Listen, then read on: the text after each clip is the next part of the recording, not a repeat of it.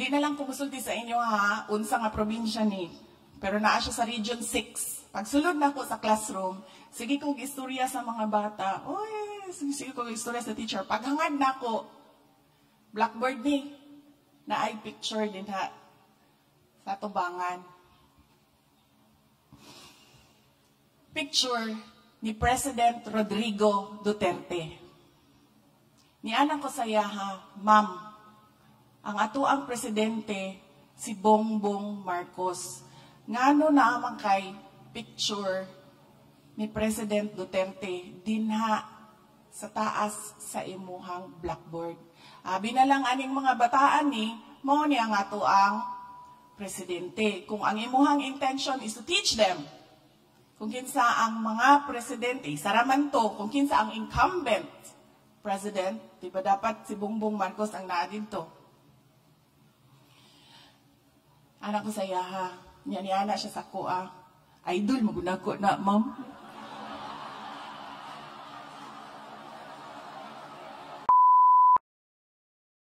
Kaya ba mubo raman niya nga to ang programa no? Sayo-sayo pa man.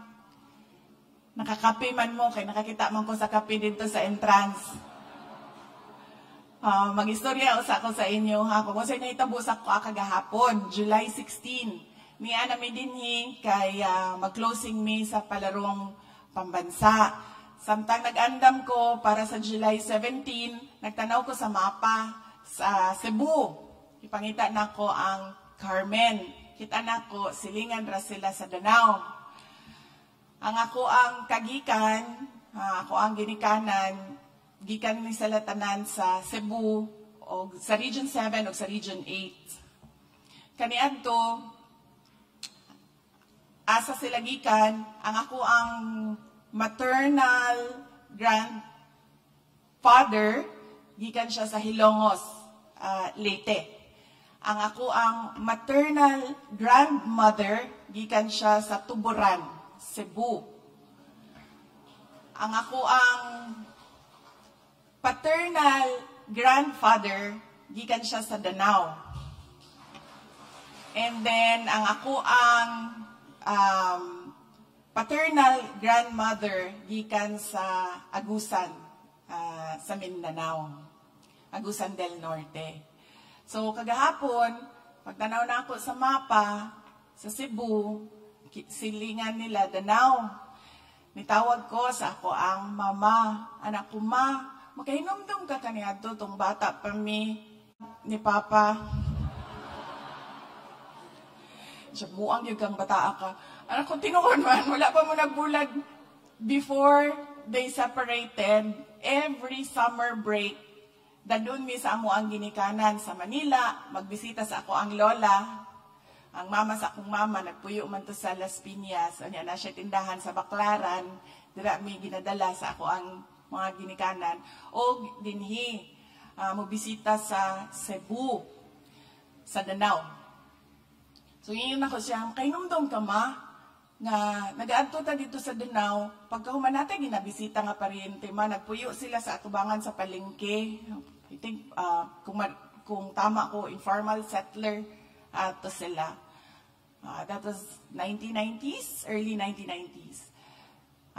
Natay pariente na ginabisita dito. Muagi manggugko og Danao, muhapit ko, mato ko Carmen man, mahapit na lang ko og Danao, bisitahon ako. Ningon akong mama, siya di naman gani ko na mahinumdum unsay nahitabo tong nilabay na si Mana, kato pa hinuong 1990s ang imo ang ipahinumdum sa ako Okay. Anak ko, okay, di lang ta mga suko. Anak ko, bisita na lang ko sa sementeryo. Bisita na lang ko sa sementeryo, mabisita ko sa simbahan ma. Siya, okay, sige. Nya ka na sa magkamuli. Laing istorya na. So, gipangita na ako ang lubong sa grandparents ni former President Rodrigo Duterte. Ang iyahang lolo, bali great-grandfather na ako, si Facundo Duterte. Ang iyahang lola, si Zoila Duterte. Mo na ang parents sa ako ang lolo. So, gitext na ko ang amo ang isa ka paryente nga daghang nahibalaan diri sa Cebu, na dito sa Cebu City, anak ko sa iyaha. Asa nakalubong si Facundo o si Zoila. Ana ang ako ang kuan. Siya patanaw na ako dito sa kanang murag Duterte genealogy, patanaw na ako sa records. So gipapanggita niya, na nakita niya, yun siya si Facundo nakalubong sa Danao Cemetery. Unya si Zoila nakalubong sa Roman Catholic Cemetery sa Cebu, kanang Cartera. O kana. Na daw dito. So nangingon ko sa ako ang mga kauban, pwede ba ninyo pangitaon ang lubong ni Facundo o ni Zoila? So wala nila nakitaan. Wala nila nakitaan diri sa Danao, wala nila nakitaan dito sa wala nila nakitaan dito. So, gitext ako ang mga ubang igagaw. Anak ko, kung pangita o patay kagahapon. Anak ko sa akong igagawin ko, Kay, magkahinom-nom ka, Kay, nga naatay gilubong kani adto dugay na. Niya anak ko nga, asa ganito, Kay, kinsa ganito atong gilubong? Siya, tiyo man to nato ang ato ang gilubong. Ano ko, okay. Asa si Kuan, Facundo o si Zoila? So, katong isa kay gagaw na ako, siya, kibali mo aning mga taga Cebu no, kay kanang mag-in-English, Bisaya. I saw Zoila baya in...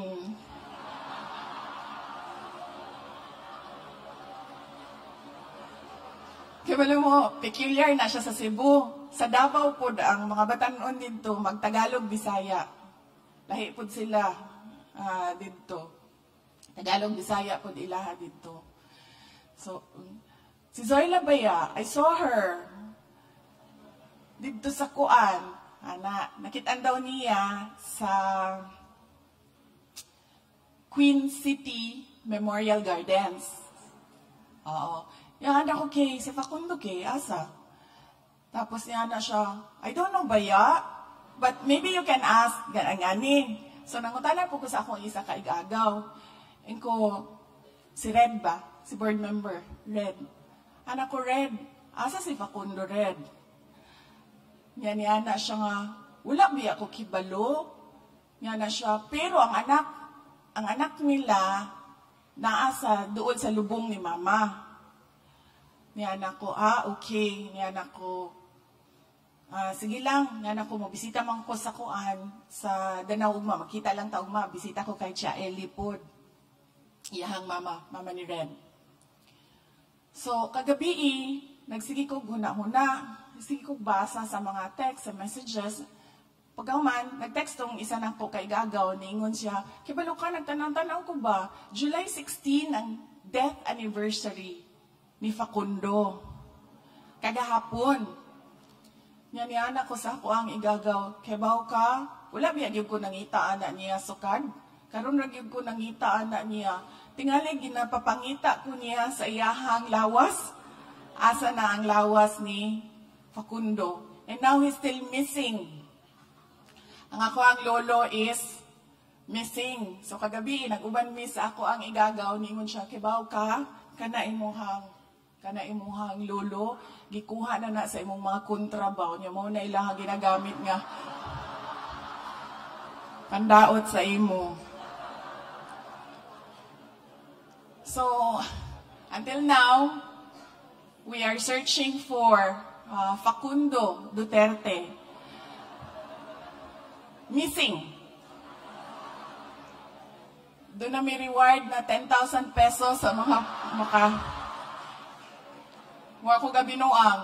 Yun na pangitan na mo ang lolo. Asan na si Facundo Duterte? Ang iyahang pangalan.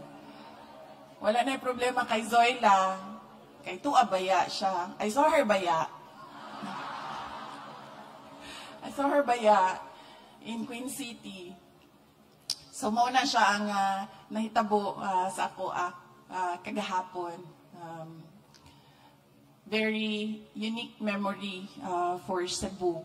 wala man gyud ko'y dugo nga Tagalog except by marriage. Kaya nga ako ang bana, ang iyahang roots is from Batangas, mga Reyes, Medrano sa Batangas, ug mga Carpio sa Paway, Ilocos Norte. So mauna siya ang link lang nako sa Tagalog Islands, ang ako ang marriage kay Mans Carpio.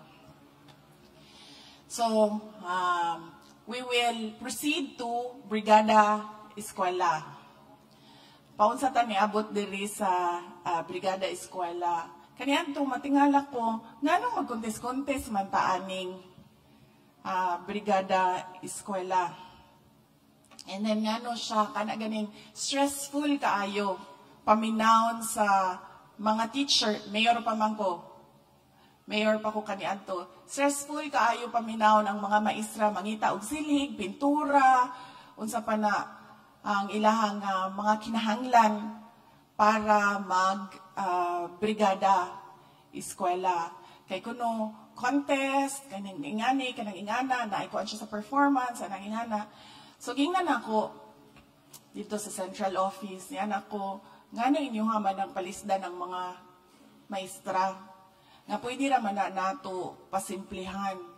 Brigada eskwela lang man na siya sa pag-andam sa physical facility para sa pagsulod sa mga bata.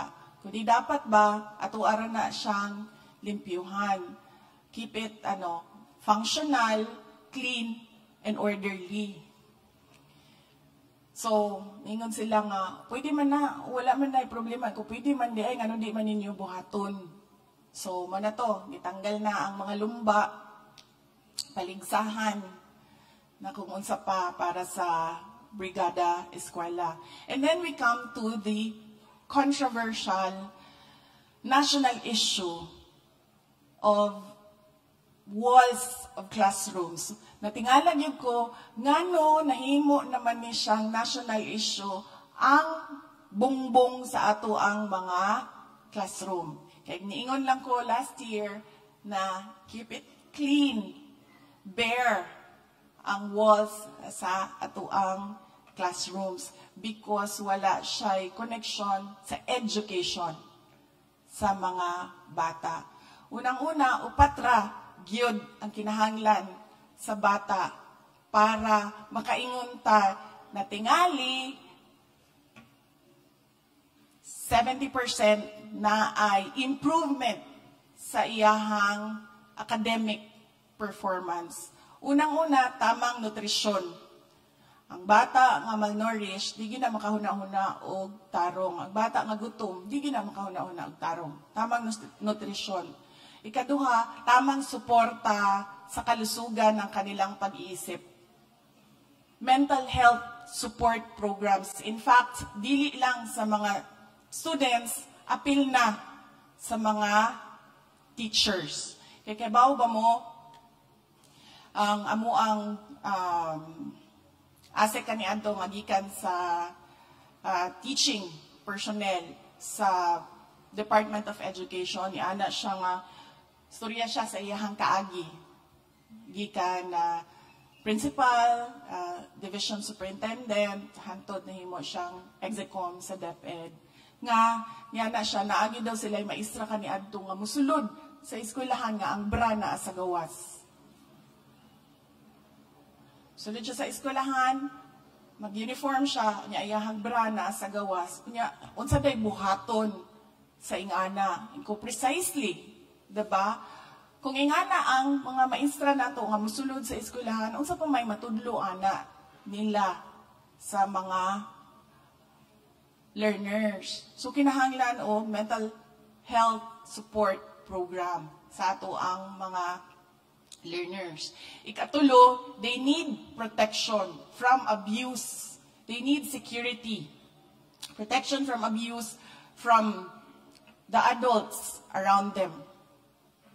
Dili lang ang mga teachers, apil na ilang mga ginikanan, kanang mga silingan, who prey on the innocence of children. And ikaupat, the quality of teaching sa mga teachers. Kanang upat ra ang kinahanglan sa bata. Tamang nutrisyon, tamang suporta sa ilahang mental health, protection from abuse, and quality of the teaching. Kabaw mo, ngano, kusuko kaayo anang decoration sa inyohang mga classroom? Diba? Kay, magsimang kong suroy-suroy ang mga eskwelahan, di man ko rin mo mapapundo sa opisina. Wala man ko naanad-anad. Because when you're mayor, you're always out of the office as well. Kaya naa ka dito sa mga barangay. So naanad ko gingana. So ingana ako ang nadala dito na behavior sa Department of Education. So kung asa man kumuad to, I get invited as Vice President. I go there as Secretary of Department of Education as well. So musulod ko sa mga classroom. Di na lang kumusulti sa inyo ha, unsa nga probinsya ni. Pero naa siya sa Region 6. Pagsulod na ko sa classroom, sige kong istorya sa mga bata. Oy, sige kong istorya sa teacher. Paghangad na ko, blackboard ni, na ay picture din ha, sa tubangan. Picture ni President Rodrigo Duterte. Ni anak ko saya ha, ma'am, ang ato ang presidente, si Bongbong Marcos. Ngano na amang kay picture ni President Duterte dinha sa taas sa imuhang blackboard. Abi na lang aning mga bataan ni, mo ni ang ato ang presidente. Kung ang imuhang intention is to teach them, kung kinsa ang mga presidente, saraman to, kung kinsa ang incumbent president, di ba dapat si Bongbong Marcos ang naadin to? Anak ko saya ha. Niya siya sa kuha. Idol, magunako na, ma'am.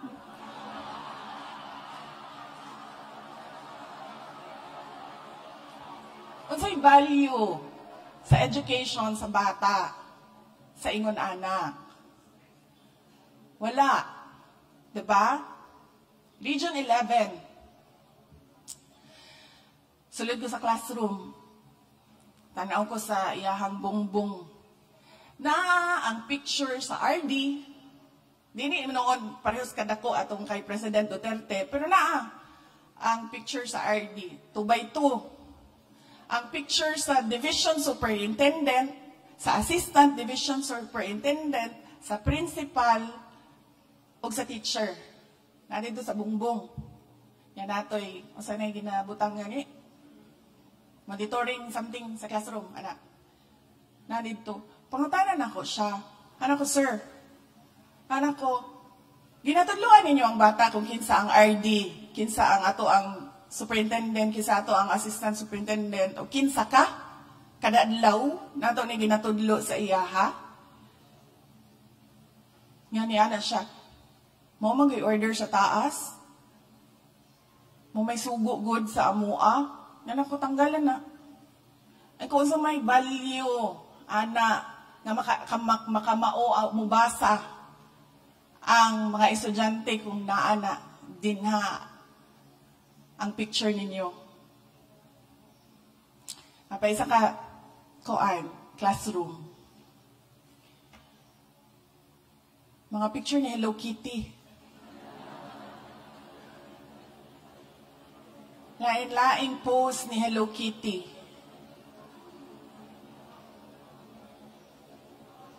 Hindi man gani na Pilipinas si Hello Kitty.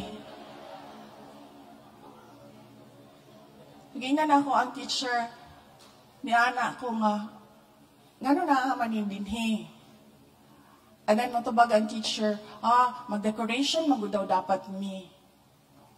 Hana pagwapuhon daw namo dapat ang amo ang classroom. Sa value ni Hello Kitty sa edukasyon sa ato ang mga anak. Diba? Mas importante nga kamao siya magbasa kontra sa makita niya kada adlaw ang picture ni Digong. Diba? Makita niya kada adlaw sulod niya sa classroom. Uy, si RD Sal Jimenez. Dili to ikaw, sir. Laing region to. Laing region. RD Sal. Daghang salamat sa imuhang tabang sa 6 national events. O sa entire island of Cebu sa 6 national events. The absence of a standard on how to decorate your classroom, that is the problem. Mauna ako ang gisaka dito sa curriculum and teaching. Ingon ko sa ilaha, kung dili ninyo ingnan ang mga maestra, kung unsaon nila pag-decorate ang ilahang classroom, magkanya-kanya gid na sila. And then the curriculum and teaching responded because teachers are given the freedom. Sa mga detalye sa ilahang mga itudlo sa bata. Ingko ma'am, kung tagaan na ninyong freedom, tagaan na mo example. Ngayon na ako example. Naatay maestra nga ga-idolize kay Rodrigo Duterte, naatay maestra nga mahilig sa Hello Kitty, naatay teacher nga kuan kaayo, masunurin kaayo, ibutang yun si RD dito, si SDS, si ASDS. Diba? Kung walay standard ang city sa pag-decorate sa classroom para doon na siya'y balor sa pag-eskwela sa mga bata, lisod kaayo kung pasagdan ninyo tanan mga maestra. That's approximately 47,000 schools, including BARM schools, na magkanya-kanya o decorate. Ang problem manggod sa mga tao na magsiging ingon nga, dapat kuan ay decoration. Wala sila kita. Wala sila kita sa tanan classroom sa 47,000. So, gingan na ako ang city, if you can come up with a standard on training teachers how to decorate classrooms, that it has value sa learning outcomes, wala ay problema sa ako at decorate all you want. Gastuhin na ninyo, go, go, go. Pahala mo din ha. Pero kung kana, makasulod ko og classroom, na makakita ko og decoration, usik-usik sa kwarta, unang-una, ikaduha, wala gid siya'y kuan sa bata. Wala siya'y value sa bata kada adlaw. Undangan ta na. So, mauna siya ang ako ang mamistam mo. Promise, sa kalabad sa ulo na ako sa inyuhang tanan, mamistam mo. Hanap ako kausa. Anang freedom daw kuno sa teacher. Kung unsay kuan, kung unsay itudlo. Unsay itudlo. Naisa ka eskwelahan sayang, lagi ba kay wala na ako na picturean. Kaya pati ako na-shock. Kuratan ko sa, nakita na ako nga nakasulat sa kuan, blackboard. Hindi na ako musulti asa to. Region 6. Oh. Region 6. Ambot bitaw ni si Uitiko, no? Ibalik na siya sa Cebu. Region 6. Ang puto, reading sa class, I don't know, language class, masiguro, wala ko kibaloon sa ang kuan, pero ang iyahang story, ang story sa teacher, gisulat niya sa blackboard. So ako, nilingkod po ko dito, nilingkod ko, istorya sa mga bata, chika-chika, ana. Pag-anan ako sa blackboard,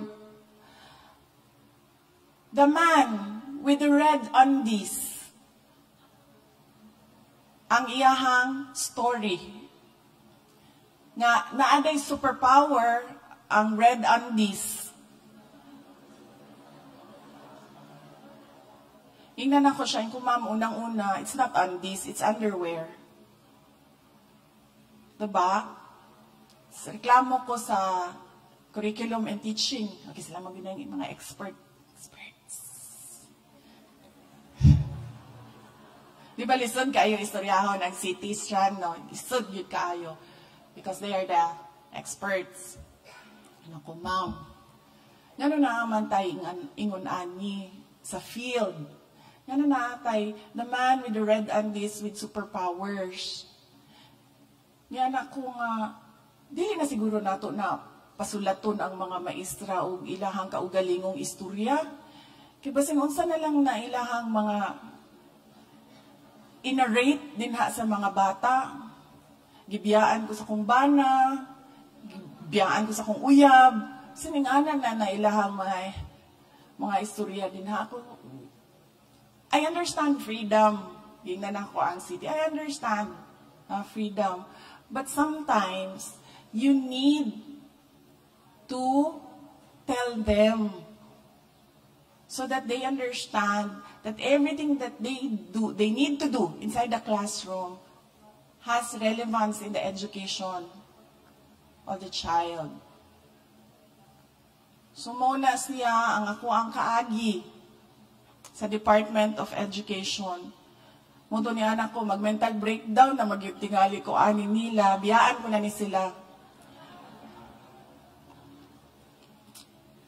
But I will truly miss the Department of Education. Kibaw mo nga, no?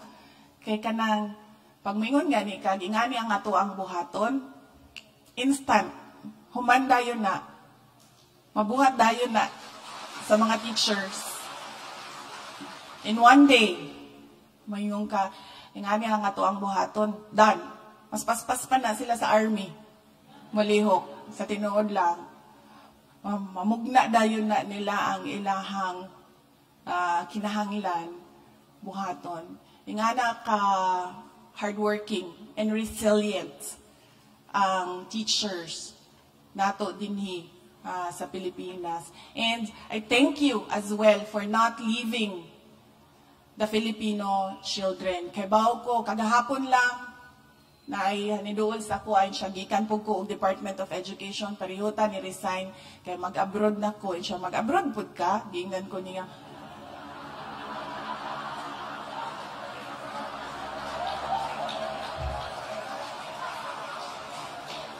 Kato ang kanang pinasimple lang na gusto makichismis, gusto ang chika, pero pasimple lang iyaha na siya. Mag-abroad po ka. Wala lang ko nito bag.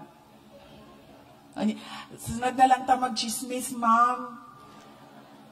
Kanang mahuman na nato, tanan na ato ang turnover.